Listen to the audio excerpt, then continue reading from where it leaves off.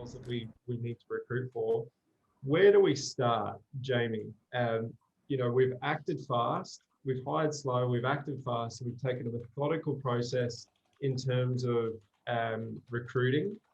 Now, take us through your approach on how important it is to hone in on this investment in onboarding and training from day dot of a new team member.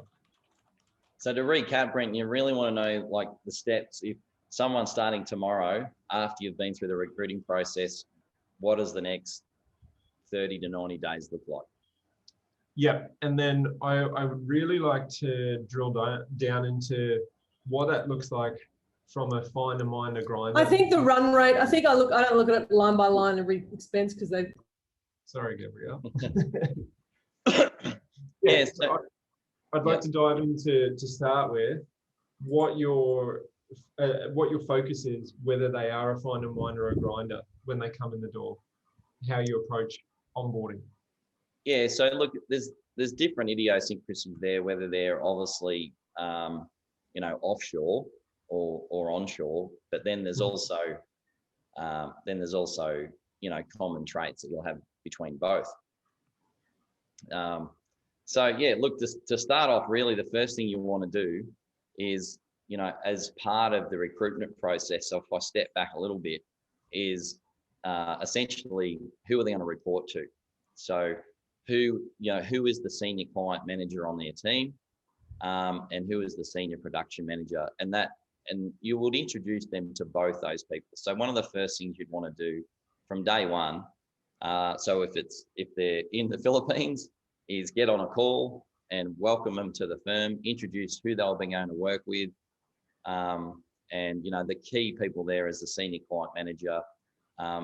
Ed often calls them the 3 stable terminals, and it might be the assistant client manager and the senior production manager. And so, introduce them to those main people, and then obviously introduce them to the rest of the team, because while we do tax and bookkeeping and all that, like we're just a people business. It's all about the people. So introduce them to the team.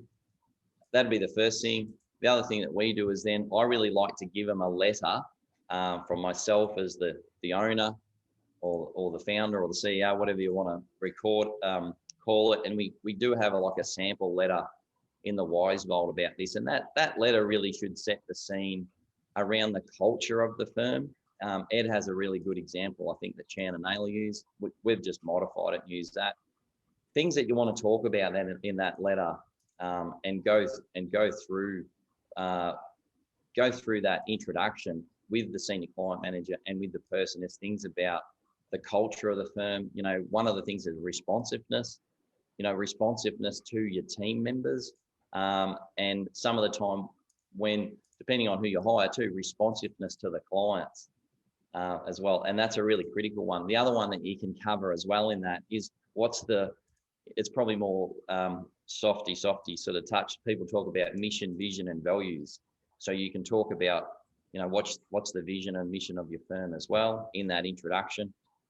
One that I really like to do, and I've often shared with this, is the firm, what I call the firm's guarantee. So what's your firm's guarantee?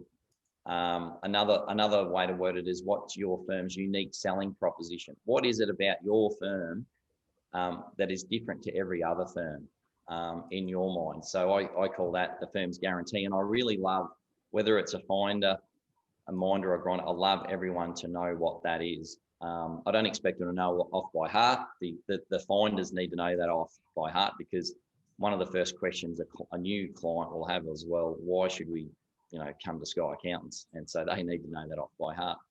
The other thing I'd like to give them, Brenton, is an employee handbook. And I think there's a sample again in the vault. The employee handbook can cover any myriad of things in there, how to apply for annual leave. And then backed onto that employee handbook is a list of videos that you want that person to watch as well.